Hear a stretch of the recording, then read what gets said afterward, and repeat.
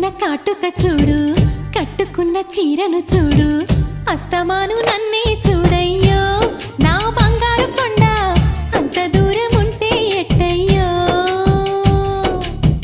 చెవులకున్న దుద్దులు చూసా, ముక్కుకున్న ముక్కెర చూసా, చూడమన్నవన్నీ చూశానే. నా పువ్వుల దండ చూపకుండా ఎన్నో దాచావే.